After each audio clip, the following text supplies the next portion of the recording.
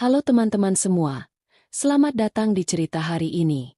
Sebelum masuk ke alur yang penuh emosi dan drama, jangan lupa like, subscribe, dan komen dari daerah mana saja teman-teman mendengarkan cerita ini.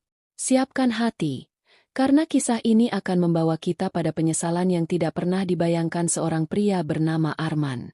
Pagi itu, udara di desa Sumberjati terasa lembab setelah hujan semalaman. Matahari baru naik sedikit, memantulkan warna keemasan di kaca-kaca rumah.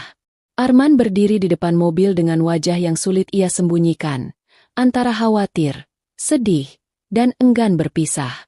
Lestari, istrinya, sedang memasukkan koper kecil ke bagasi. Wanita itu tampak terburu-buru, meski berusaha tetap tenang. Rambutnya diikat rapi. Wajahnya tampak lelah setelah semalaman tidur hanya beberapa jam. Ibu sakitnya makin parah, Men. Aku nggak tenang kalau nggak pulang, ucap Lestari dengan suara pelan. Arman mengangguk. Aku ngerti. Yang penting kamu hati-hati di jalan. Ucapan itu sederhana, tapi ada sesuatu yang terasa menggantung di udara. Bukan firasat buruk, lebih seperti ketakutan kehilangan suasana rumah yang biasanya dipenuhi tawa Lestari. Dari teras rumah, Nadia, ponakan Lestari berusia 22 tahun, memperhatikan keduanya. Gadis itu baru sebulan tinggal di rumah mereka selama magang kuliah. Dia menuruni anak tangga sambil memeluk buku catatannya.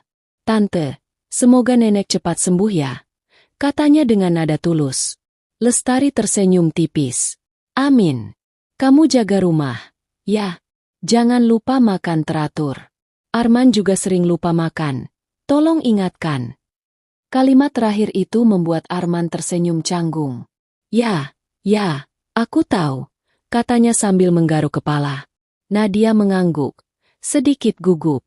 Walau tinggal bersama, ia selalu menjaga jarak dari Arman karena tetap sadar hubungan keluarga itu memiliki batas. Setelah semuanya siap, Lestari menutup pintu mobil dan berdiri menghadap Arman. Ada jeda kecil, seperti keduanya ingin saling bicara lebih lama. Namun keadaan tidak memungkinkan. Arman meraih tangan Lestari. Kamu jangan kepikiran rumah, ya? Kamu juga jangan kecapean kerja, jawab Lestari, berusaha menenangkan suaminya. Ketika mesin mobil menyala, ada rasa sepi yang tiba-tiba merayap masuk ke halaman rumah. Suasana yang biasanya ramai oleh suara Lestari kini seperti tersedot habis. Arman berdiri sampai mobil itu menghilang di tikungan. Hanya suara hembusan angin yang tersisa. Dari belakang, Nadia mendekat pelan. Om Arman, kalau butuh bantuan apa-apa selama tante pergi, bilang ke aku ya, ucapnya sopan. Arman tersenyum kecil. Iya, Nat, makasih. Namun di dalam hati, ia tahu bahwa hari-hari ke depan akan terasa panjang, lebih panjang dari biasanya. Rumah besar itu kini terasa terlalu hening. Terlalu sunyi untuk dua orang yang tidak terbiasa berbagi waktu berdua. Arman menutup pintu rumah perlahan. Di balik pintu itu, sebuah cerita yang seharusnya tidak pernah terjadi, sedang menunggu kesempatan pertama untuk lahir. Keesokan paginya, rumah terasa berbeda. Biasanya Lestari menyambut hari dengan semangat, membuatkan sarapan untuk Adi, menyiapkan bekal, dan mendengar suaminya bercanda kecil sebelum berangkat kerja. Tapi pagi itu, semuanya terasa hambar. Seperti ada bayangan gelap yang menggantung di udara. Adi duduk di meja makan sambil memainkan sendoknya. Ia tampak gelisah. Atau mungkin memang begitu sejak beberapa bulan terakhir. Lestari baru menyadarinya sekarang. Mas, makan dulu, kata Lestari sambil meletakkan piring di hadapannya. Adi mengangguk sekilas tanpa menatapnya. Iya. Ada jeda aneh di antara mereka. Jeda yang tidak pernah ada sebelumnya. Lestari memperhatikan wajah suaminya. Ada semburat kantung mata yang tidak biasa, bekas parfum yang lebih kuat dari biasanya, dan kemeja baru yang bahkan belum ia lihat sebelumnya. Kok harum banget parfumnya? Tanya Lestari, mencoba terdengar ringan. Adi tersenyum kecil, tapi senyum itu tidak sampai ke matanya.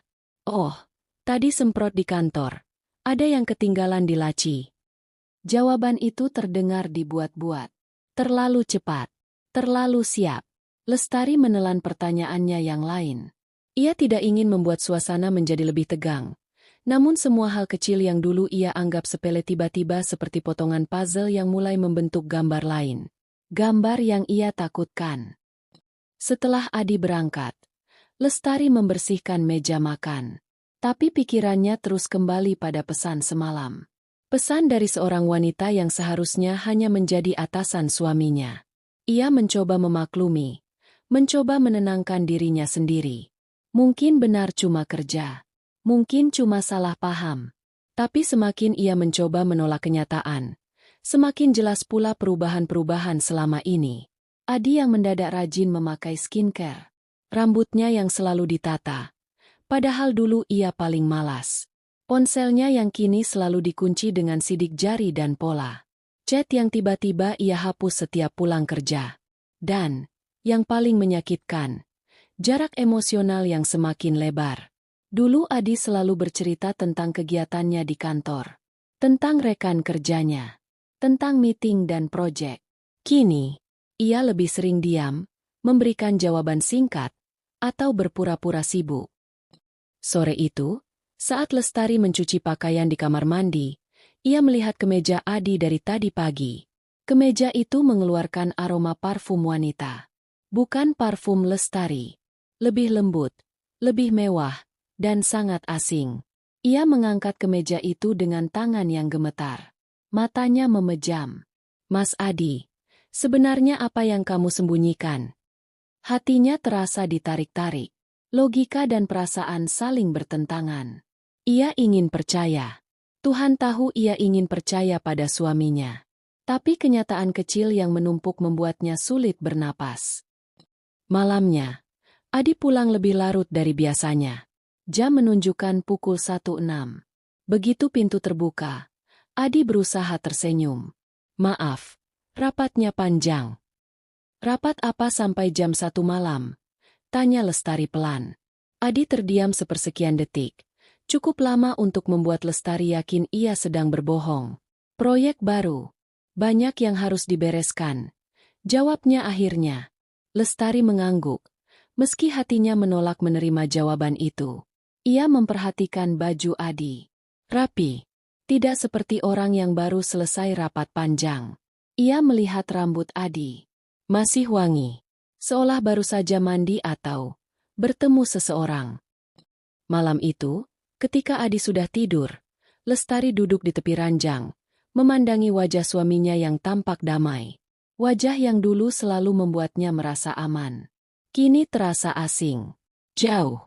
Seperti sedang memandang orang lain. Dalam kesunyian kamar, ia berjanji kepada dirinya sendiri. Aku harus tahu kebenarannya. Bagaimanapun sakitnya, aku harus tahu. Dan dari sinilah perjalanan kecurigaannya berubah menjadi pencarian kebenaran yang tidak akan ia hentikan. Hari-hari berjalan pelan. Seperti waktu sengaja melambat menguji kesabaran Arman dan Nadia. Sejak Lestari pergi, suasana rumah itu tidak pernah benar-benar hidup. Setiap suara kecil, ketukan sendok, gesekan pintu, langkah kaki di lantai kayu, terasa lebih jelas dari biasanya. Begitu jelas hingga keheningan justru menjadi suara paling keras di rumah itu. Pagi itu, Arman duduk di ruang tamu sambil membuka ponsel. Ia mencoba menghubungi Lestari, tetapi sinyal di kampung istrinya tidak stabil. Pesan terkirim, namun centangnya hanya satu. Ia menghela napas panjang. Di saat yang sama, Nadia turun dari tangga. Gadis itu mengenakan hoodie kebesaran, rambutnya dicepol asal, dan wajahnya masih tampak mengantuk. Meski begitu, ia terlihat rapi dan sopan, gaya khas mahasiswi yang sibuk mengerjakan tugas. Om, tante balas pesan. Tanya Nadia sambil mendekat, suaranya lembut. Belum, jawab Arman. Kayaknya sinyal di sana masih jelek. Nadia duduk di ujung sofa. Ada jarak aman di antara mereka. Jarak yang masih mereka jaga. Namun jarak itu mulai samar oleh keheningan yang mengikat keduanya. Setelah beberapa menit, Nadia membuka pembicaraan. Om, aku boleh tanya sesuatu? Tapi jangan marah. Arman menoleh, sedikit penasaran. Tanya apa? Nadia menarik napas, kemudian berkata pelan. Om, kelihatan kesepian ya akhir-akhir ini. Arman terdiam. Pertanyaan itu sederhana, tapi terasa telanjang. Ia menatap cangkir tehnya seolah di sana ada jawaban yang bisa ia sembunyikan. Ya, mungkin, jawabnya. Rumah ini terlalu sepi kalau Lestari nggak ada. Nadia mengangguk. Aku juga ngerasa gitu. Dari dulu kalau tante ada, rumah rasanya hangat. Tapi sekarang kok kayak museum ya? Om, hening banget. Arman tersenyum kecil. Iya, kamu berani bilang yang aku pikirkan. Percakapan itu ringan, tapi menyentuh sesuatu yang lebih dalam, sesuatu yang tidak mereka sadari sedang tumbuh. Sebuah kenyamanan kecil. Dan kenyamanan itu berbahaya. Siang harinya, Nadia duduk di meja makan sambil mengerjakan presentasi kampus. Arman sedang memperbaiki printer yang macet di ruang tengah. Biasanya, Arman akan bekerja di ruang kerjanya. Tapi entah mengapa hari itu ia memilih berada dekat Nadia. Sekadar ingin ada suara manusia di sekelilingnya. Om, bisa bantu cek ini? Tanya Nadia sambil mengangkat laptop. Arman mendekat. Ia berdiri di belakang kursi Nadia, lalu mencondongkan tubuh untuk melihat layar. Selidenya kepanjangan. Coba dikasih jeda di sini. Arman menunjuk layar, sementara Nadia memiringkan kepala untuk memperhatikan. Saat itu, jarak mereka lebih dekat daripada biasanya. Arman merasakannya. Nadia pun merasakannya. Namun tidak ada yang bergerak menjauh. Bukan karena mereka menginginkannya, tapi karena mereka tidak memikirkan untuk melakukannya. Saat Arman menjelaskan sesuatu, tangan Nadia tanpa sengaja menyentuh lengannya. Ringan, ingat, tapi cukup untuk membuat keduanya mematung sepersekian detik. Maaf om, gak sengaja, kata Nadia cepat. Gak apa-apa, jawab Arman, pura-pura biasa. Namun di dadanya, ada sesuatu yang mengalir, bukan perasaan, lebih seperti alarm kecil yang tidak ia hiraukan. Sore itu, hujan turun tiba-tiba. Angin membawa aroma tanah basah masuk melalui jendela. Nadia duduk dekat teras sambil memandang air yang menetes dari genteng. Arman membawa 2 cangkir coklat panas. Nih, biar hangat, katanya sambil memberikan satu ke Nadia. Om bikin. Nadia tampak terkejut. Arman mengangguk. Biasanya Lestari yang bikin, tapi ya, belajar dikit-dikit lah. Nadia tertawa kecil. Tawa pertama yang terdengar sejak Lestari pergi. Tawa itu membuat suasana menjadi lebih ringan. Lebih hangat. Terlalu hangat. Mungkin. Mereka berbicara panjang sore itu. Tentang kuliah, tentang masa muda Arman, tentang hal-hal sepele yang biasanya tidak pernah mereka bicarakan. Percikan kecil itu muncul bukan dari hal besar, melainkan dari kenyamanan yang tumbuh tanpa izin. Sebuah kenyamanan yang seharusnya tidak mereka biarkan tumbuh. Namun di rumah yang terlalu sunyi, percikan sekecil apapun bisa menjadi api. Dan itulah awalnya. Hari-hari berjalan pelan, seperti waktu sengaja melambat menguji kesabaran Arman dan Nadia. Sejak Lestari pergi, suasana rumah itu tidak pernah benar-benar hidup. Setiap suara kecil, ketukan sendok, gesekan pintu, langkah kaki di lantai kayu, terasa lebih jelas dari biasanya. Begitu jelas hingga keheningan justru menjadi suara paling keras di rumah itu. Pagi itu, Arman duduk di ruang tamu sambil membuka ponsel. Ia mencoba menghubungi Lestari, tetapi sinyal di kampung istrinya tidak stabil. Pesan terkirim, namun centangnya hanya satu. Ia menghela napas panjang. Di saat yang sama, Nadia turun dari tangga. Gadis itu mengenakan hoodie kebesaran, rambutnya dicepol asal, dan wajahnya masih tampak mengantuk. Meski begitu, ia terlihat rapi dan sopan, gaya khas mahasiswi yang sibuk mengerjakan tugas. Om, tante balas pesan. Tanya Nadia sambil mendekat, suaranya lembut. Belum, jawab Arman. Kayaknya sinyal di sana masih jelek. Nadia duduk di ujung sofa. Ada jarak aman di antara mereka. Jarak yang masih mereka jaga. Namun jarak itu mulai samar oleh keheningan yang mengikat keduanya. Setelah beberapa menit, Nadia membuka pembicaraan. Om, aku boleh tanya sesuatu? Tapi jangan marah. Arman menoleh, sedikit penasaran. Tanya apa? Nadia menarik napas, kemudian berkata pelan. Om kelihatan kesepian ya akhir-akhir ini. Arman terdiam. Pertanyaan itu sederhana, tapi terasa telanjang. Ia menatap cangkir tehnya seolah di sana ada jawaban yang bisa ia sembunyikan. Ya, mungkin, jawabnya. Rumah ini terlalu sepi kalau Lestari nggak ada. Nadia mengangguk. Aku juga ngerasa gitu. Dari dulu kalau tante ada, rumah rasanya hangat. Tapi sekarang kok kayak museum ya? Om, hening banget. Arman tersenyum kecil. Iya, kamu berani bilang yang aku pikirkan. Percakapan itu ringan, tapi menyentuh sesuatu yang lebih dalam, sesuatu yang tidak mereka sadari sedang tumbuh. Sebuah kenyamanan kecil. Dan kenyamanan itu berbahaya. Siang harinya, Nadia duduk di meja makan sambil mengerjakan presentasi kampus. Arman sedang memperbaiki printer yang macet di ruang tengah. Biasanya, Arman akan bekerja di ruang kerjanya. Tapi entah mengapa hari itu ia memilih berada dekat Nadia. Sekadar ingin ada suara manusia di sekelilingnya. Om, bisa bantu cek ini? Tanya Nadia sambil mengangkat laptop. Arman mendekat. Ia berdiri di belakang kursi Nadia, lalu mencondongkan tubuh untuk melihat layar. Selidenya kepanjangan. Coba dikasih jeda di sini. Arman menunjuk layar, sementara Nadia memiringkan kepala untuk memperhatikan. Saat itu, jarak mereka lebih dekat daripada biasanya. Arman merasakannya. Nadia pun merasakannya. Namun tidak ada yang bergerak menjauh. Bukan karena mereka menginginkannya, tapi karena mereka tidak memikirkan untuk melakukannya. Saat Arman menjelaskan sesuatu, tangan Nadia tanpa sengaja menyentuh lengannya. Ringan. Ingat. Tapi cukup untuk membuat keduanya mematung sepersekian detik. Maaf om, gak sengaja. Kata Nadia cepat. Gak apa-apa, jawab Arman. Pura-pura biasa. Namun di dadanya, ada sesuatu yang mengalir. Bukan perasaan, lebih seperti alarm kecil yang tidak ia hiraukan. Sore itu, hujan turun tiba-tiba. Angin membawa aroma tanah basah masuk melalui jendela.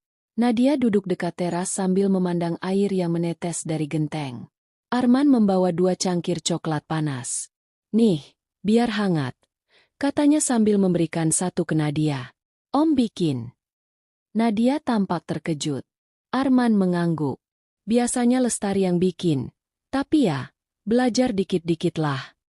Nadia tertawa kecil. Tawa pertama yang terdengar sejak Lestari pergi.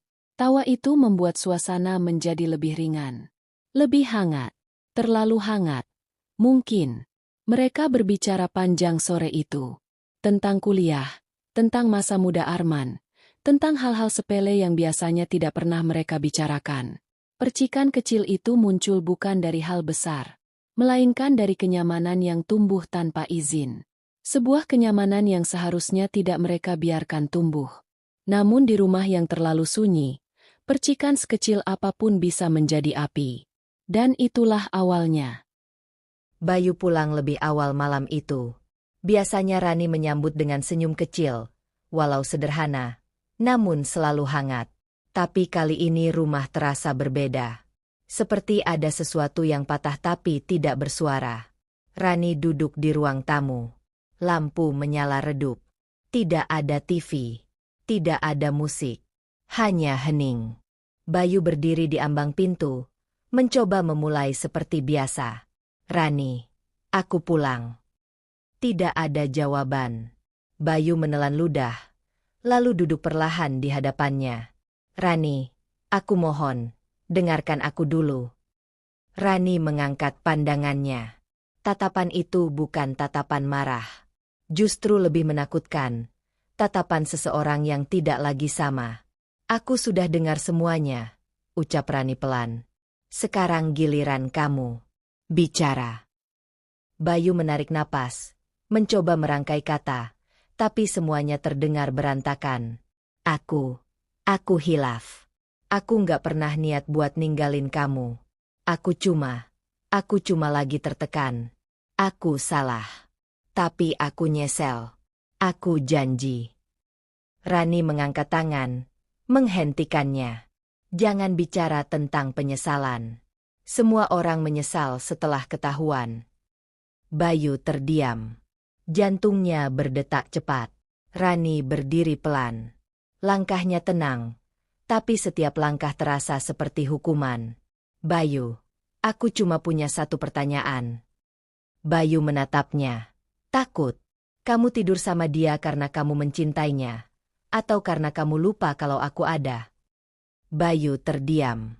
Bukan karena tidak punya jawaban, tapi karena semua jawaban menyakitkan. Aku. Suaranya pecah. Aku nggak tahu. Rani tertawa pelan. Tawa yang tidak lucu sama sekali. Tawa yang kosong. Itu jawaban yang lebih jujur daripada aku bayangkan. Di saat itu, Rani tidak marah, tidak menangis, tidak membentak. Dan justru itu yang membuat Bayu semakin takut. Karena seseorang yang sudah melewati batas sakit, bukan lagi ingin diperbaiki, tapi ingin mengakhiri. Bayu mendekat, mencoba menyentuh bahunya. Rani, aku mohon, kalau kamu mau marah, marahlah. Kalau kamu mau aku sujud, aku sujud. Tapi jangan diam seperti ini. Aku takut. Ran. Rani menatapnya. Tajam. Dan sangat tenang. Kamu baru takut sekarang. Aku sudah hidup dalam ketakutan sejak kamu mulai membohongi aku. Bayu terdiam. Tidak ada pembelaan. Tidak ada alasan. Rani mengambil tas kecilnya. Memakai kerudungnya perlahan. Tenang. Teratur. Bayu panik. Kamu mau kemana? Rani menghentikan gerakan tangannya. Ke tempat yang seharusnya aku datangi dari dulu. Bayu berdiri. Suaranya penuh cemas. Rani, tolong. Jangan lakukan sesuatu yang... Rani menatapnya untuk terakhir kali malam itu. Aku sudah bertemu Salsa. Bayu membeku. Nafasnya tercekat. Dan sekarang, saatnya dia belajar bahwa rumah tanggaku bukan tempat dia bermain. Rani berjalan keluar. Pintu menutup pelan. Tidak ada suara keras. Tidak ada drama besar. Tapi Bayu tahu, malam ini bukan akhir. Malam ini adalah awal dari sesuatu yang jauh lebih gelap. Malam itu udara terasa berat. Langit gelap. Tanpa bintang. Seakan malam itu memang diciptakan untuk sesuatu yang buruk. Rani berhenti di depan rumah kecil tempat Salsa tinggal. Lampu dari dalam rumah menyala samar. Bayangan seseorang terlihat bergerak di balik tirai. Rani mengetuk pintu. Tidak keras. Tidak terburu-buru. Tok, tok, tok. Salsa membuka pintu. Matanya membesar melihat siapa yang datang. Rani. Aku. Masuk. Bukan permintaan. Perintah. Salsa mundur perlahan, membiarkan Rani masuk. Ruangan itu sempit, tapi malam itu terasa sesak. Rani berdiri di tengah ruangan. Salsa memegang tangannya sendiri. Gugup. Salsa mencoba bicara. Suaranya bergetar. Rani, aku minta maaf. Aku benar-benar enggak berniat buat. Jangan bohong. Suara Rani tinggi, tapi terkontrol. Tajam, langsung, tidak memberi ruang untuk membela diri. Kamu tahu Bayu sudah menikah. Kamu tahu aku ada. Tapi kamu tetap lanjut. Salsa menunduk. Air mata mulai mengalir. Waktu itu aku lagi ngerasa sendirian. Aku butuh seseorang. Dan Bayu, dia ada. Aku.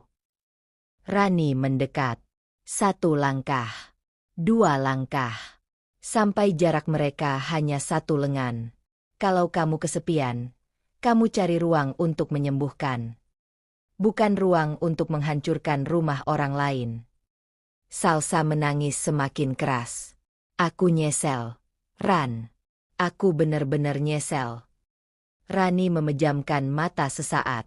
Penyesalan kamu datang setelah kamu merasa aman.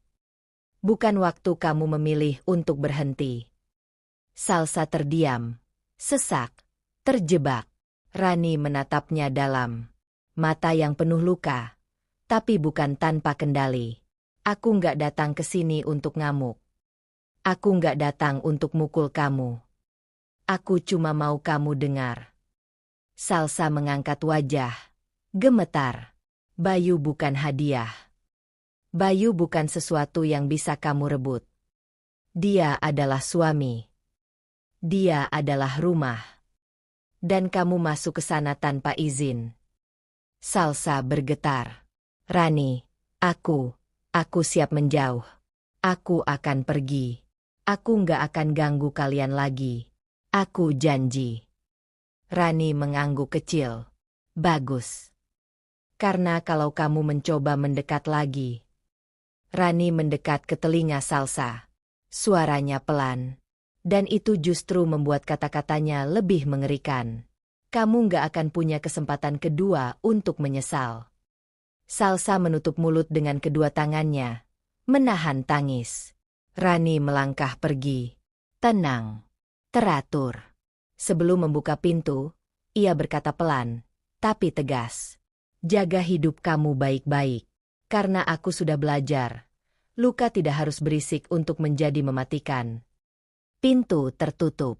Dan setelah pintu itu menutup, Salsa jatuh berlutut. Hancur. Tersengal. Ketakutan menelan seluruh tubuhnya. Karena ia tahu, pertemuan itu bukan akhir. Itu adalah peringatan terakhir. Pagi berikutnya, hujan sudah berhenti. Namun udara masih lembab dan dingin. Arman bangun lebih awal dari biasanya. Ia pikir bekerja cepat akan membantu melupakan kegelisahan semalam. Tapi rasa itu justru membuntutinya seperti bayangan. Saat ia menuju dapur, ia menemukan sesuatu yang membuatnya berhenti. Nadia sudah ada di sana, memakai kaos lengan panjang yang kebesaran dan celana kain santai. Rambutnya diikat asal-asalan. Wajahnya masih sedikit mengantuk. Di meja, ada 2 cangkir teh hangat yang masih mengepul. "Oh, Om sudah bangun?" tanya Nadia sambil tersenyum kecil. Arman mengangguk, berdiri canggung di ambang pintu. "Iya, kamu bangun pagi juga." Nadia mengangguk pelan. "Aku pikir Om butuh minuman hangat. Kemarin malam kayaknya Om capek banget." Arman diam sejenak, menatap teh itu, lalu duduk. Makasih ya, Nat." Mereka duduk berhadapan. Tidak ada percakapan selama beberapa detik. Hanya suara ketel yang masih panas dan burung pagi di luar jendela. Namun suasana itu justru terasa terlalu damai. Terlalu nyaman. Dan kenyamanan itu membuat Arman semakin waspada. Setelah beberapa saat, Nadia berbicara lebih dulu. "Om, maaf kalau kata-kata aku semalam bikin Om kepikiran." Arman menggeleng cepat. "Bukan salah kamu. Aku cuma lagi susah ngatur pikiran." Nadia menunduk, menggenggam cangkir dengan kedua tangan. "Nadia juga, Om. Kadang, perasaan datang tanpa kita minta." Arman menelan ludah. Kalimat itu mengenai tepat di tempat yang paling ia hindari. "Tapi perasaan itu bisa bahaya kalau kita nggak hati-hati," balas Arman perlahan. Nadia mengangguk. "Aku tahu. Makanya dari kemarin aku berusaha jaga jarak." Arman terdiam. Ia ingin mengatakan sesuatu. Namun kata-kata itu macet. Yang keluar justru sesuatu yang jujur. Kadang malah karena kita berusaha jaga jarak. Justru jadi makin sadar kalau jaraknya ada. Nadia mengangkat wajah. Tatapan mereka bertemu, sekilas. Tapi mengandung banyak hal yang tak diucapkan. Dan itu cukup untuk membuat Arman bangkit dari kursinya. "Aku berangkat kerja dulu," katanya tergesa. Tanpa menunggu respon, ia mengambil tas dan berjalan keluar. Namun sebelum ia sempat menutup pintu, suara Nadia terdengar. "Om." Arman menoleh. "Kalau Om butuh bantuan, atau butuh teman cerita, aku ada di sini." Nada Nadia lembut, tulus, Dan justru itulah yang membuat Arman semakin takut. Karena kebaikan seperti itu mudah berubah menjadi sesuatu yang lebih besar jika dibiarkan tumbuh. Arman mengangguk singkat, lalu menutup pintu. Begitu saja, rumah itu kembali hening. Terlalu hening. Dan keheningan itulah yang seakan memperjelas kenyataan yang mulai terbentuk. Bukan sekadar kebersamaan yang membuat hubungan ini berubah, tapi kesepian yang saling bertemu. Hari itu terasa lebih berat dari biasanya bagi Arman. Di tempat kerja, ia berkali-kali salah menghitung, salah membaca laporan, bahkan ditegur atasannya karena terlihat tidak fokus. Semua itu terjadi bukan karena pekerjaan yang sulit, melainkan pikiran yang terus kembali pada satu hal, rumah. Lebih tepatnya, sesuatu di rumah, seseorang. Setiap kali ia mencoba melupakan momen-momen kecil yang terjadi dengan Nadia, ingatan itu justru semakin kuat, mengganggunya seperti bayangan yang terus mengikuti. Menjelang sore, langit mendung. Ketika Arman pulang kerja, suasana sudah gelap meski waktu belum malam. Ia membuka pintu rumah pelan, berharap Nadia sudah berada di kamarnya agar ia bisa menghindari suasana canggung. Tapi ternyata tidak demikian. Di ruang tamu, Nadia sedang duduk sambil memegang buku catatan kuliah. Rambutnya basah sedikit, mungkin habis mandi. Di sampingnya ada gelas susu hangat. Ketika Arman masuk, gadis itu langsung menoleh. "Om baru pulang?" tanya Nadia dengan suara pelan. Arman mengangguk, cepat-cepat melepas sepatu. "Iya, tadi ada lembur sedikit." Ada jeda hening, namun kali ini berbeda. Tidak sesunyi biasanya. Tidak sesantai sebelumnya. Lebih seperti ruangan yang menunggu sesuatu terjadi. Nadia menutup bukunya. "Om capek. Om kelihatan lelah banget." Arman duduk di ujung sofa, jauh dari Nadia. "Iya, hari ini agak berat." "Karena aku?" Nadia bertanya tiba-tiba. Arman terkejut. "Loh, kenapa kamu bilang gitu?" Nadia menarik napas, menatap cangkirnya. "Soalnya, sejak semalam, Om kayak ngehindarin aku." Arman terdiam. Ia tahu Nadia benar. Ia memang sengaja menjaga jarak, bukan karena benci, tapi justru karena ada sesuatu yang ingin ia hindari sebelum semuanya terlalu jauh. "Nat, bukan gitu." Arman mencoba memilih kata dengan hati-hati. "Aku cuma takut salah paham. Takut suasana jadi nggak enak." Nadia mengangguk pelan. "Aku juga takut, Om." Arman menoleh. "Takut apa?" "Takut, kalau kita makin dekat, kita lupa kalau ini salah." Arman tidak bisa berkata-kata. Lalu Nadia melanjutkan. Suara pelannya terdengar jujur namun penuh tekanan emosional. "Tapi semakin aku berusaha jaga jarak, semakin aku ngerasa Om memperhatikan aku. Dan itu bikin aku bingung." Arman menatap lantai. Kata-kata itu terasa seperti cermin yang menampar kenyataan yang ia hindari. "Aku nggak berniat bikin kamu bingung, Nat. Tapi Om memang berubah," kata Nadia lirih. "Beberapa hari ini, tatapan Om beda. Cara Om ngomong juga beda. Dan aku jadi ikut berubah." Arman mengusap wajahnya. "Nat, kita nggak boleh begini. Tante kamu percaya sama aku. Percaya sama rumah ini." Nadia menahan napas. "Aku tahu, Om. Tapi perasaan itu kadang datang di saat yang salah." Ruangan itu semakin berat. Hening. Tegang. Penuh sesuatu yang tak terucapkan. Setelah beberapa saat, Nadia berdiri. "Om, aku ke kamar dulu. Sebelum kita ngomong hal yang bikin semuanya makin rumit." Arman tidak menahannya. Ia hanya menatap punggung Nadia saat gadis itu berjalan perlahan menuju koridor. Namun sesaat sebelum menghilang, Nadia berhenti. Tanpa menoleh, ia berkata, "Om, kalau memang Om gak mau semuanya berubah, tolong jangan lihat aku seperti yang Om lakukan beberapa hari ini." Kemudian pintu kamarnya tertutup pelan. Arman duduk membeku. Jantungnya berdetak kacau. Kesadaran itu menghantamnya keras. Bukan hanya dirinya yang mulai goyah, tapi Nadia juga merasakan hal yang sama. Dan ketika dua orang yang sama-sama rapuh terjebak dalam rumah yang sunyi, batas apapun bisa menjadi sangat tipis. Malam itu terasa berbeda sejak awal. Angin berhembus lebih kencang dari biasanya, membuat tirai ruang tamu bergerak lembut setiap kali jendela bergetar. Arman sudah mencoba menenangkan pikiran dengan menonton televisi, tapi tak satu pun yang masuk ke kepalanya. Pikirannya hanya dipenuhi kalimat terakhir Nadia sore tadi. "Tolong jangan lihat aku seperti yang Om lakukan beberapa hari ini." Kata-kata itu berputar-putar tanpa henti di benaknya. Ketika jam menunjukkan pukul 11 malam, Arman memutuskan untuk tidur. Ia mematikan lampu ruang tengah dan berjalan ke kamar dengan langkah lelah.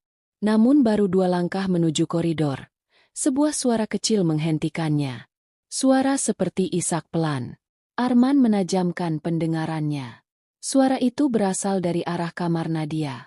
Hatinya langsung tercekat. Bukan karena takut terjadi apa-apa, melainkan karena ia tahu dirinya tidak boleh masuk ke situasi yang mungkin membuat segalanya semakin rumit. Namun isakan itu terdengar lagi. Lebih jelas, lebih lemah, seolah menahan sakit atau ketakutan yang amat besar. Arman akhirnya menghela napas panjang dan mengetuk pintu pelan. "Nat, kamu nggak apa-apa?" Tidak ada jawaban. Hanya suara serak yang terdengar seperti seseorang yang berusaha menahan tangis. Arman akhirnya membuka pintu sedikit, sekadar memastikan. Dan apa yang ia lihat membuat langkahnya terhenti. Nadia duduk di sudut tempat tidurnya, memeluk lutut, bahunya bergetar. Di pipinya ada bekas air mata, dan matanya terlihat sangat merah. "Nat, kamu kenapa?" tanya Arman. Suaranya turun beberapa oktav. Nadia tidak menjawab. Ia hanya terisak pelan, mencoba bicara tetapi gagal. Arman maju setengah langkah, lalu berhenti. Ia sadar betul posisi mereka. "Nat, aku nggak akan nyentuh kamu. Tapi kalau kamu butuh bicara, bilang. Ada apa?" Nadia menghapus air matanya cepat-cepat, tapi justru menangis lebih keras. Aku ketakutan, Om." Arman menegang. "Takut kenapa?" Nadia menggigit bibir, mencoba menahan emosi. "Aku mimpi buruk, Om. Aku lihat Tante Lestari pulang, marah, dan dia nuduh aku macem-macem. Nuduh aku merebut Om darinya." Arman menutup mata. Mimpi itu saja sudah cukup untuk menghancurkan ketenangan yang tersisa. "Nat, itu cuma mimpi," kata Arman pelan. "Tapi kenapa aku ngerasa itu bisa jadi kenyataan?" Suara Nadia bergetar hebat. Arman ingin menyangkal, tapi tidak bisa. Ia terlalu sadar situasi mereka memang berada di jalur berbahaya. Tanpa sadar, Arman duduk di kursi kecil di dekat meja belajar Nadia. Jaraknya masih aman. "Nat, dengar aku baik-baik. Kamu nggak salah. Kita cuma lagi terlalu banyak pikiran." Nadia mengusap wajah sambil terisak. "Tapi kenapa setiap aku lihat Om, aku ngerasa campur aduk? Takut, tapi juga nyaman, tapi juga bingung. Semuanya bercampur." Kata-kata itu membuat Arman menarik napas panjang. Ia tahu inilah titik paling kritis. Situasi di mana satu pilihan kecil bisa membuat semuanya ambruk. "Nat, kita harus kuat. Kita harus ingat siapa kita. Kamu ponakan aku, dan aku suami tante kamu. Kita nggak boleh jatuh ke perasaan yang salah." Nadia menatapnya, mata yang masih basah namun penuh kejujuran. "Om yakin kita bisa?" Pertanyaan itu menggantung di udara, berat dan berbahaya. Arman hampir menjawab, hampir mengatakan sesuatu yang bisa menenangkan, atau justru memperburuk. Tapi sebelum kata itu keluar, plak, sebuah suara keras dari luar jendela membuat mereka sama-sama kaget. Angin kencang menumbangkan pot tanaman besar di teras. Tapi bagi Arman dan Nadia, suara itu seperti alarm yang menyadarkan mereka pada kenyataan. Mereka tidak boleh berada dalam ruangan yang sama terlalu lama. Tidak dengan perasaan seperti ini. Arman berdiri cepat. "Nat, kamu harus tidur. Besok semuanya bakal lebih baik." Nadia mengangguk pelan, meski masih terlihat takut. "Om, jangan pergi dulu. Aku cuma Butuh tahu kalau Om masih di sini. Arman menggenggam napasnya. Ia tidak mendekat, tidak menyentuh, tidak melakukan apapun. Ia hanya berdiri di pintu dan berkata, "Aku di sini. Tapi setelah kamu tenang, aku keluar." Dan perlahan, napas Nadia mulai stabil. Tangisnya mereda. Bahunya tidak lagi bergetar. Setelah beberapa menit, ia akhirnya berbaring. Matanya tertutup pelan walau masih menyisakan sisa air mata. Baru setelah Nadia tertidur, Arman menutup pintu kamar itu perlahan. Begitu pintu tertutup, Arman bersandar pada dinding koridor, menekan wajahnya dengan kedua tangan. Karena malam ini, kalau bukan karena pot bunga yang jatuh, mungkin batas itu benar-benar sudah terlewati. Pagi berikutnya, Arman bangun dengan kepala berat. Malam tadi terlalu panjang, terlalu tegang, dan terlalu dekat dengan garis yang seharusnya tidak pernah disentuh. Di dapur, ia membuat kopi sambil mencoba memulihkan pikirannya. Namun, rasa bersalah menekan dadanya seperti beban besar. Bukan karena ia melakukan sesuatu yang salah, tetapi karena ia tahu betapa tipisnya batas yang hampir ia lewati. Saat Arman hendak duduk, suara langkah kaki terdengar dari arah koridor. Nadia muncul dengan wajah sembab. Jelas belum sepenuhnya pulih dari mimpi buruk semalam. "Pagi, Om." Suaranya pelan, ragu, seperti takut disalahpahami. Arman mengangguk singkat. "Pagi, kamu sudah lebih baik." Nadia menarik kursi dan duduk perlahan. "Sedikit. Tapi, malu juga, Om. Semalam aku nangis kayak anak kecil." Arman menggeleng. "Nat, nggak apa-apa. Semua orang punya malam yang berat." Nadia tersenyum tipis, tapi tatapan matanya menyimpan sesuatu yang lebih dalam. Sebuah rasa yang tidak diucapkan, namun terasa jelas di antara mereka. Mereka makan dalam keheningan. Keheningan yang dulu netral kini berubah menjadi suasana canggung yang mengandung banyak hal tersembunyi. Kadang mata mereka bertemu sekilas, tapi cepat-cepat dialihkan. Setelah beberapa menit, Nadia angkat bicara. "Om, tentang semalam, aku..." Arman langsung memotong. "Nat, kita anggap tidak terjadi apa-apa."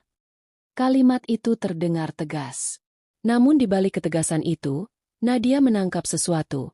Suara Arman terdengar seperti seseorang yang berusaha meyakinkan diri sendiri, bukan hanya menegur orang lain. Nadia menatap meja. "Kalau itu terbaik buat Om, aku nggak apa-apa." Bukan itu maksud Arman. Tapi ia tahu, memberikan ruang sangat penting agar apapun yang mereka rasakan tidak tumbuh menjadi sesuatu yang berbahaya. Setelah beberapa saat, Nadia bangkit. "Aku mau ke kampus. Ada tugas kelompok." Arman mengangguk. "Hati-hati di jalan." Saat Nadia mengambil tasnya di ruang tamu, ia menoleh untuk terakhir kali. "Om." Arman menatapnya. "Terima kasih. Sudah ada buat aku semalam." Arman menelan ludah. Kalimat itu singkat, tapi justru yang paling berbahaya. Setelah Nadia pergi, rumah kembali sepi. Namun kesepian itu kini berbeda. Lebih berat, lebih penuh tekanan, dan lebih membuat Arman sadar. Ia tidak lagi berjuang melawan Nadia. Ia sedang berjuang melawan dirinya sendiri. Siang harinya, Arman mencoba sibuk, membersihkan teras, membetulkan lampu, menyapu ruangan. Namun setiap benda yang disentuh terasa kosong. Pikirannya selalu kembali ke dua hal. Nadia yang menangis semalam, dan tatapan yang mereka tukar pagi tadi. Tatapan yang tidak seharusnya dimiliki seorang om dan ponakan. Lalu ponsel Arman bergetar. Pesan dari Lestari, istrinya. "Mas, maaf baru sempat kabarin. Minggu depan aku pulang." Arman terpaku. Minggu depan. Lebih cepat dari jadwal sebelumnya. Dalam kondisi normal, kabar itu akan membuatnya senang. Namun sekarang, kabar itu justru menusuk dadanya dengan rasa panik. Karena semakin cepat Lestari pulang, semakin sedikit waktu untuk mengembalikan hubungan rumah ini menjadi normal. Arman mulai mondar-mandir gelisah. "Aku harus menjauh dari Nadia. Harus bikin jarak. Harus bikin semuanya terlihat wajar saat Lestari pulang." Namun sebuah pikiran lain muncul, lebih gelap, lebih jujur. Tapi kalau aku menjauh, apakah Nadia siap? Apakah dia akan merasa ditinggalkan lagi? Konflik itu membuat Arman tenggelam dalam kebingungan. Sore hari, Nadia pulang. Ia membuka pintu sambil membawa beberapa berkas tugas. Wajahnya sedikit lebih cerah, meski masih menyimpan sisa kecanggungan. Namun ketika ia melihat Arman berdiri di ruang tamu dengan raut gelisah, ia langsung bertanya, "Om, kenapa? Ada yang terjadi?" Arman mengangkat ponselnya. "Tante kamu, kabarin. Minggu depan pulang." Nadia terdiam. Wajahnya yang tadi tenang berubah menegang. Oh, itu saja yang ia bisa ucapkan. Keduanya saling menatap, diam, tegang, dan dipenuhi kesadaran bahwa waktu mereka dalam situasi ini tinggal menghitung hari. Nadia menggenggam tasnya erat-erat. "Om, sebelum tante pulang, apa kita bisa ngobrol baik-baik? Biar semuanya jelas." Arman menatapnya lama. Ia tahu Nadia butuh kejelasan. Ia tahu dirinya juga butuh batas. Namun ia juga tahu, pembicaraan itu bisa mengarah pada apapun. Tetap terdiam beberapa detik. Arman hanya bisa menjawab satu hal. "Nanti malam, kita bicara." Dan Nadia mengangguk perlahan. Malam itu akan menjadi percakapan yang menentukan arah hubungan mereka. Percakapan yang bisa memperbaiki segalanya. Atau merusaknya selamanya. Sejak kejadian di malam itu, suasana di rumah Arman berubah drastis. Bukan lagi hening yang nyaman seperti hari-hari pertama Lestari pergi, melainkan hening yang ganjil, seperti ada sesuatu yang terus bersembunyi di balik setiap sudut ruangan. Arman bangun lebih awal pagi itu. Namun alih-alih merasa segar, ia justru dibangunkan oleh rasa sesak yang tak kunjung hilang. Tidur terasa dangkal, pikiran terpecah, dan setiap kali ia memejamkan mata, bayangan wajah Nadia malam itu kembali muncul. Ia duduk di tepi ranjang, memegangi kepala. "Kenapa semua malah jadi begini?" gumamnya lirih. Dari luar kamar, terdengar suara langkah kaki pelan. "Nadia." Gadis itu ragu-ragu berdiri di ambang pintu, seakan tidak yakin boleh mendekat atau tidak. "Om Arman, mau sarapan? Aku masak bubur ayam," ucap Nadia pelan. Arman terdiam beberapa detik sebelum menjawab. "Oh, iya, makasih, Nat." Nadia mengangguk, lalu berlalu ke dapur. Tapi gerakan tangannya gemetar sedikit. Sejak kejadian itu, ia ikut memikul rasa bersalah yang tak ia pahami sepenuhnya. Tidak ada yang mereka sengaja, tapi juga bukan sesuatu yang seharusnya terjadi. Di dapur, ketika Arman datang, ekspresi mereka berdua sama-sama canggung. Mereka duduk berhadapan, tetapi nyaris tidak saling menatap.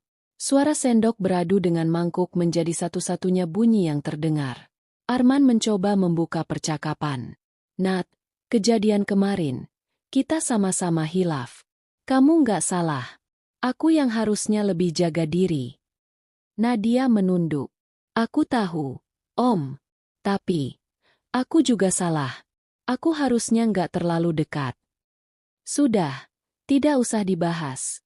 Yang penting, kita jaga sikap mulai sekarang," ucap Arman, berusaha terdengar tegas meski suaranya bergetar.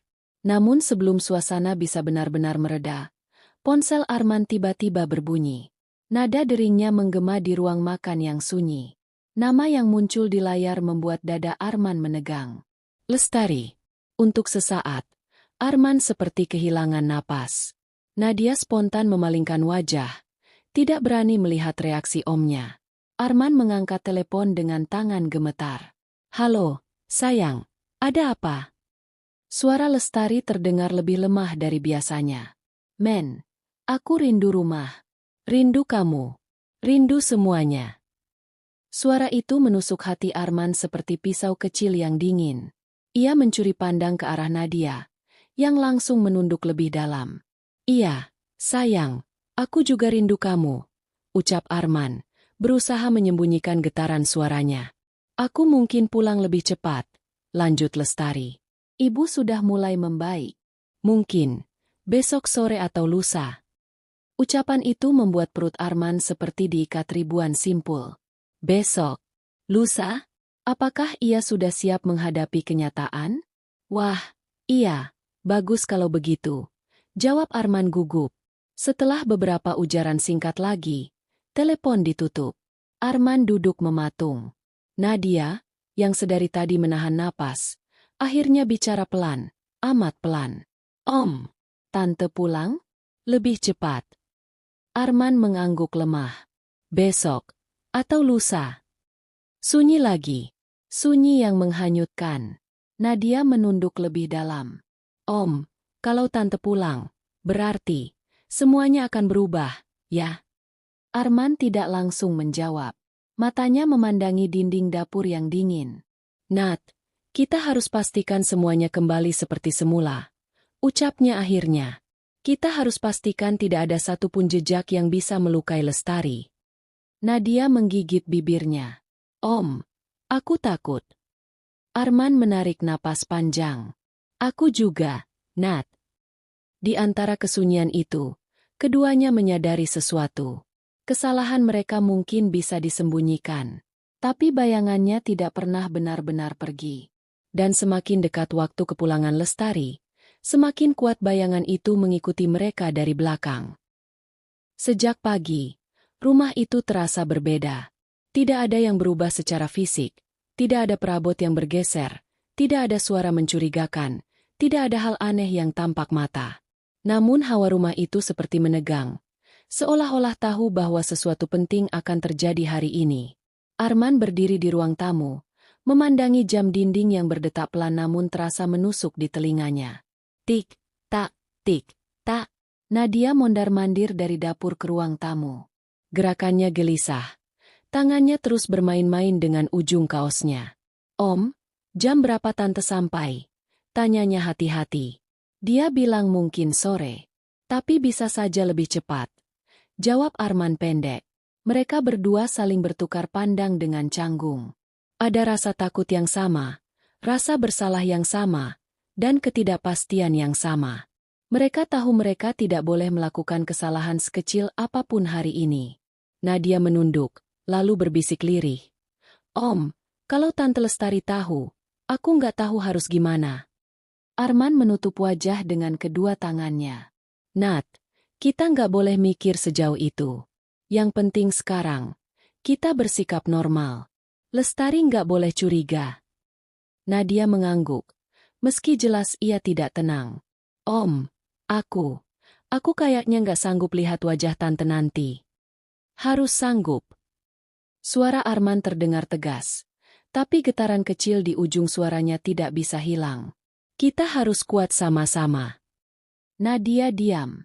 Bukan karena setuju, tapi karena tidak ada pilihan lain. Siang menjelang sore, matahari mulai redup, dan angin membawa aroma debu dari jalanan. Arman melirik jam lagi. Pukul 16.42. Masih belum ada pesan dari Lestari. Namun perasaan di dadanya justru semakin menekan. Nadia duduk di sofa, memeluk bantal kecil. Tatapannya kosong ke arah jendela. Dan di tengah keheningan itu, suara klakson mobil berhenti tepat di depan rumah. Dek! Nadia langsung menegang. Arman membeku di tempatnya. Keduanya saling menatap. Napas sama-sama tertahan. Arman melangkah ke jendela, meminggirkan tirai sedikit. Di sana, terlihat mobil silver yang sangat ia kenal. Mobil Lestari. Om, itu tante? Bisik Nadia. Suaranya hampir tak terdengar. Arman mengangguk perlahan. Dia pulang. Lebih cepat dari perkiraan. Nadia menutup mulut dengan kedua tangannya. Tubuhnya gemetar. Arman menarik napas panjang. Mencoba mengendalikan dirinya. Duduk. Bersikap biasa. Jangan tunjukkan apa-apa. Nadia mengangguk cepat. Lalu duduk tegap. Menundukkan wajah untuk menutupi kegugupannya. Pintu mobil terbuka. Langkah kaki mendekat. Tiap langkah terdengar lebih berat daripada suara guntur. Kemudian, tok, tok, tok. Lestari mengetuk pintu rumah pelan. Arman membuka pintu. Senyum dipaksakan terbit di wajahnya. Lestari, kamu pulang. Lestari langsung memeluk Arman tanpa banyak kata. Pelukannya erat, lama, dan penuh kerinduan. Tubuh Arman menegang sepersekian detik. Tapi ia membalas pelukan itu sekuat yang ia bisa. "Aku kangen kamu," ucap Lestari dengan suara bergetar. Arman membelai punggungnya pelan. "Aku juga kangen kamu, sayang." Saat itu, pandangan Lestari mengarah ke dalam rumah. Dan matanya langsung menemukan sosok yang duduk di sofa. "Nadia, kamu di sini rupanya. Tante kangen kamu juga," katanya hangat. Nadia berdiri dengan gugup, memaksakan diri tersenyum. "Iya, Tante, aku juga kangen." Lestari menghampiri gadis itu dan memeluknya. Namun saat memeluk, nada suara Lestari berubah. "Nadia, kamu kelihatan pucat. Kamu sakit?" Pertanyaan itu menusuk udara. Arman dan Nadia sama-sama menahan napas. Enggak, Tante, cuma kurang tidur," jawab Nadia cepat. Lestari memegang pipi Nadia, mengerutkan dahi. "Kamu yakin? Matamu merah, sayang." Arman buru-buru menimpali. "Iya, Nat semalam ngerjain laporan kampus, jadi tidur cuma sebentar." Lestari mengangguk pelan, meski wajahnya tampak sedikit curiga. Arman dan Nadia saling melirik sekilas. Hanya sedetik. Tapi bagi mereka, sedetik itu terasa seperti pintu besar menuju kemungkinan terbongkarnya segalanya. Dan hari baru saja dimulai. Malam pertama kepulangan Lestari seharusnya menjadi malam yang menenangkan. Malam di mana kerinduan terbayar, dan rumah kembali hidup dengan kehangatan yang biasa. Namun justru sebaliknya, suasana rumah itu berubah menjadi ruang yang penuh tekanan tak terlihat. Setelah makan malam, Lestari duduk di meja sambil membereskan piring. Ia sesekali mencuri pandang ke arah Arman dan Nadia, yang dari tadi berusaha sedemikian rupa agar tidak terlihat canggung. Arman mencoba membantu, tapi tangannya gemetar halus. Ia tahu ia harus tenang, justru itu yang membuatnya sulit. Nadia memilih duduk di sudut dapur, pura-pura bermain ponsel. Tapi layar ponselnya gelap, berarti dia tak benar-benar bermain apapun. Ia hanya butuh sesuatu untuk pura-pura fokuskan matanya. Lestari menatap mereka berdua. Lama. Tatapan yang bukan tatapan curiga. Tapi tatapan seorang istri dan seorang tante yang merasa ada yang berbeda namun belum tahu apa. "Arman," panggil Lestari tiba-tiba. Arman sedikit tersentak. "Iya, sayang. Kamu kelihatan capek banget.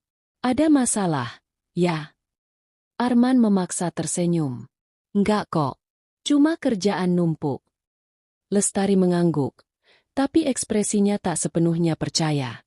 Ia kemudian menatap Nadia. "Nadia, kamu juga kelihatan gak seperti biasanya. Kalian ini, kayak capek barengan."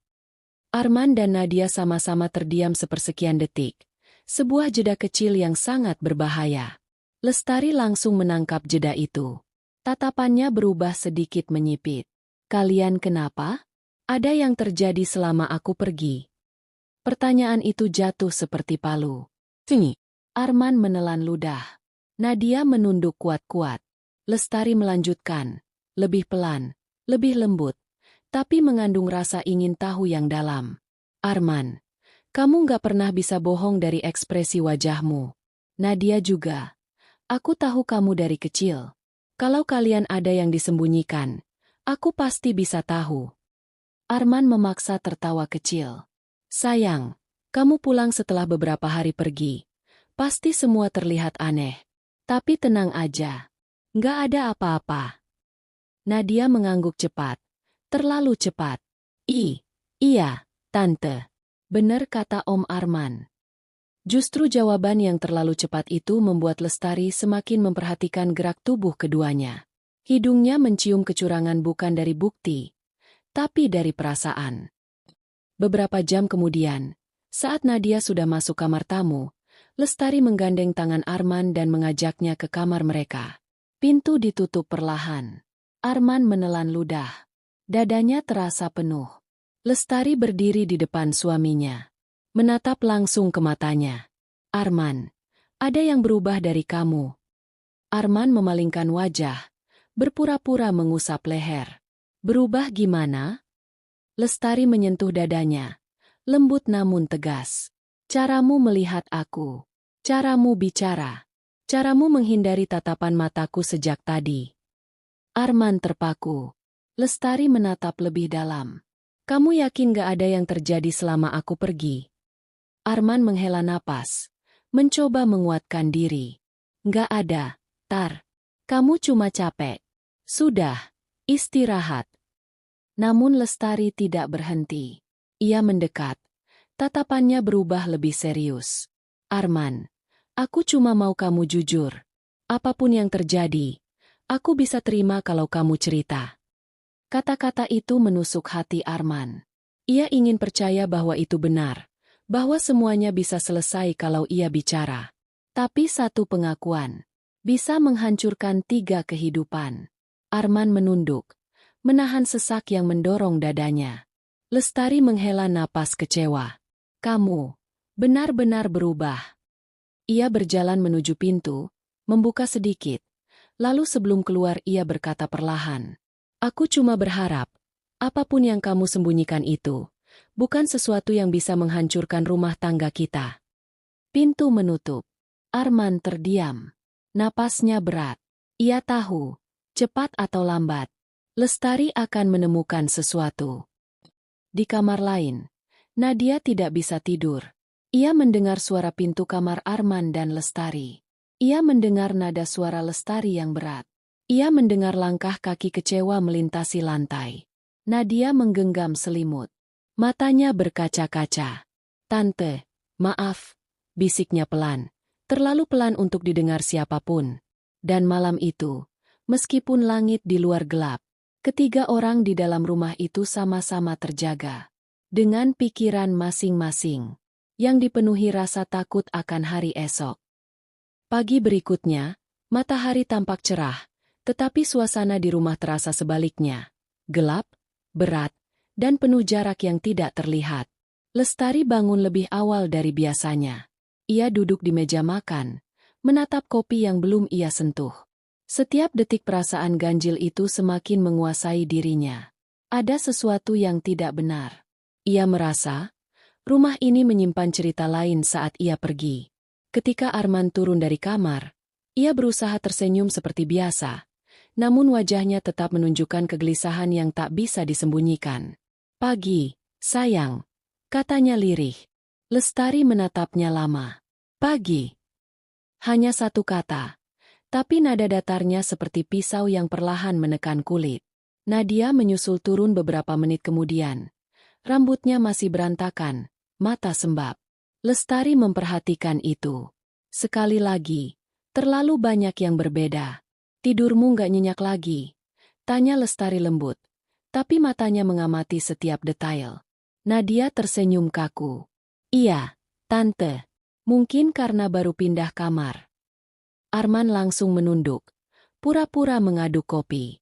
Lestari menangkap reaksi kecil itu. Ia mengingat sesuatu. Begitu cepat, begitu jelas. Kemarin malam, Arman juga menunduk saat Nadia menjawab pertanyaannya. Setelah sarapan, Lestari membereskan meja. Ia mengambil gelas Nadia, dan saat itulah ia melihat sesuatu.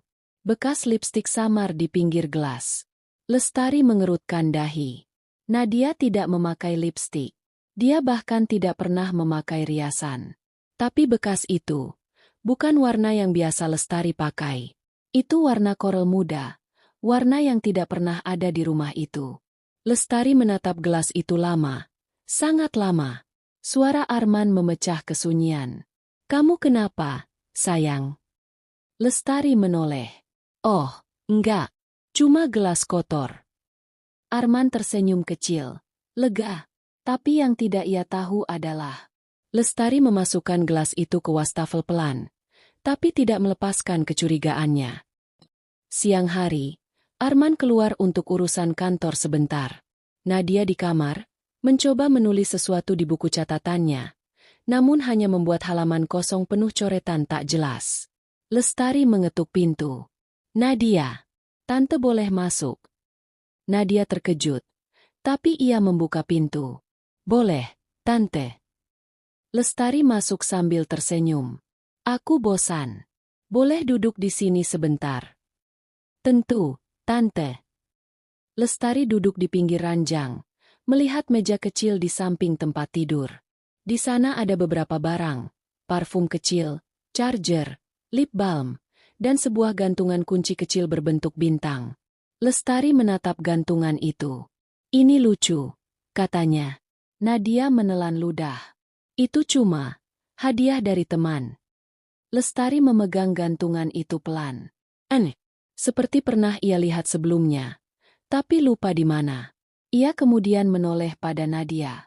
Nat. Iya, Tante. Kamu beneran baik-baik aja? Dari kemarin aku lihat kamu seperti gugup terus. Nadia tersenyum palsu yang terlalu tipis. Iya, Tante. Mungkin cuma kecapean kampus. Lestari mengangguk. Tapi saat ia menatap wajah keponakannya lebih lama, ia melihat sesuatu yang tak pernah ia lihat sebelumnya. Sebuah kegugupan yang bukan sekadar lelah. Sebuah rasa bersalah yang berusaha disembunyikan. Lestari tiba-tiba bertanya, pelan, namun menusuk seperti jarum halus.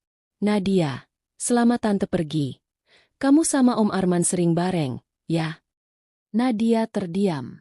Wajahnya tiba-tiba memucat. Iya, Tante, kan aku tinggal di sini. Jadi, ya pasti ketemu terus. Lestari mengangguk. Tapi kamu tahu, kan?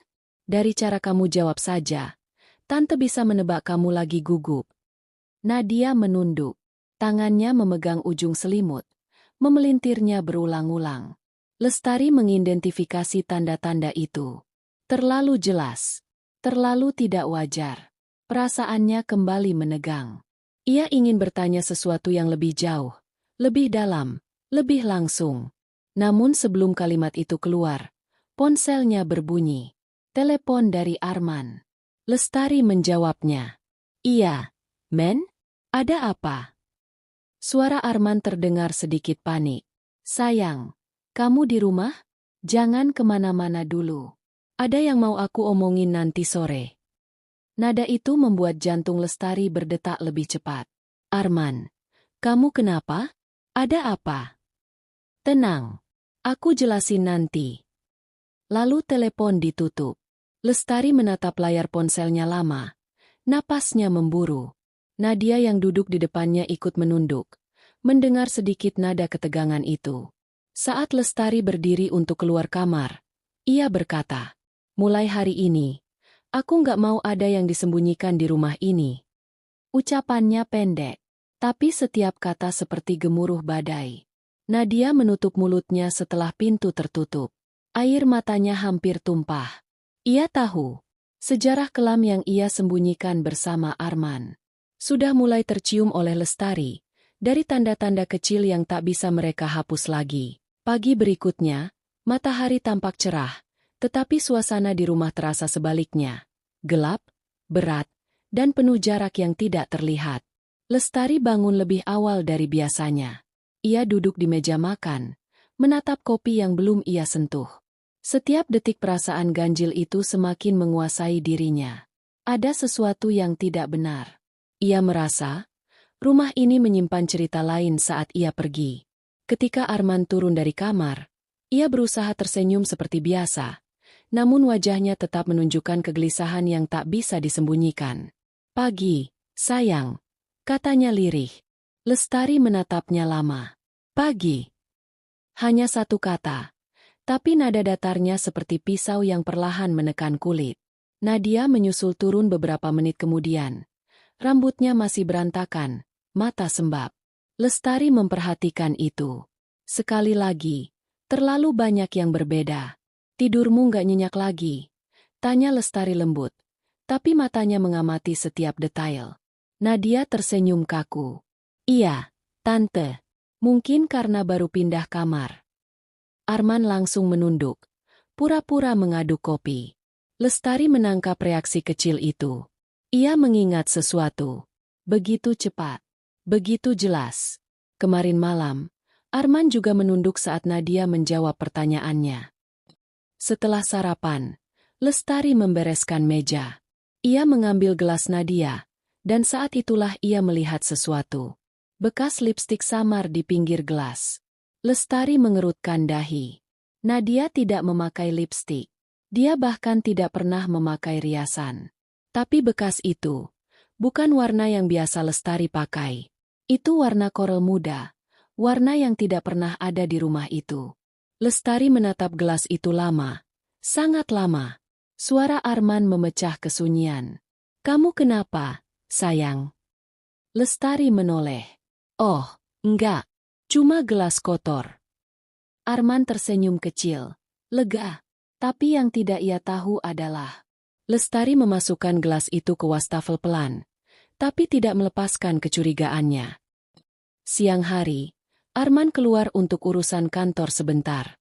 Nadia di kamar, mencoba menulis sesuatu di buku catatannya, namun hanya membuat halaman kosong penuh coretan tak jelas. Lestari mengetuk pintu. "Nadia, tante boleh masuk?" Nadia terkejut, tapi ia membuka pintu. "Boleh, tante." Lestari masuk sambil tersenyum. "Aku bosan. Boleh duduk di sini sebentar?" "Tentu, tante."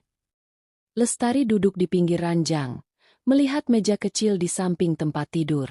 Di sana ada beberapa barang, parfum kecil, charger, lip balm, dan sebuah gantungan kunci kecil berbentuk bintang. Lestari menatap gantungan itu. "Ini lucu," katanya. Nadia menelan ludah. "Itu cuma hadiah dari teman." Lestari memegang gantungan itu pelan. Aneh, seperti pernah ia lihat sebelumnya, tapi lupa di mana. Ia kemudian menoleh pada Nadia. "Nat." "Iya, tante. Kamu beneran baik-baik aja? Dari kemarin aku lihat kamu seperti gugup terus." Nadia tersenyum palsu yang terlalu tipis. "Iya, tante. Mungkin cuma kecapean kampus." Lestari mengangguk. Tapi saat ia menatap wajah keponakannya lebih lama, ia melihat sesuatu yang tak pernah ia lihat sebelumnya. Sebuah kegugupan yang bukan sekadar lelah. Sebuah rasa bersalah yang berusaha disembunyikan. Lestari tiba-tiba bertanya, pelan, namun menusuk seperti jarum halus. "Nadia, selama tante pergi, kamu sama Om Arman sering bareng, ya?" Nadia terdiam. Wajahnya tiba-tiba memucat. Iya, tante, kan aku tinggal di sini. Jadi, ya pasti ketemu terus." Lestari mengangguk. "Tapi kamu tahu, kan? Dari cara kamu jawab saja, tante bisa menebak kamu lagi gugup." Nadia menunduk.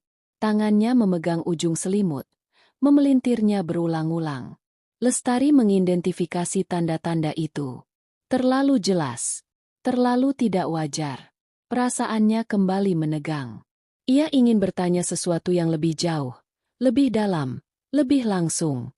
Namun sebelum kalimat itu keluar, ponselnya berbunyi. Telepon dari Arman. Lestari menjawabnya. "Iya, Men? Ada apa?" Suara Arman terdengar sedikit panik.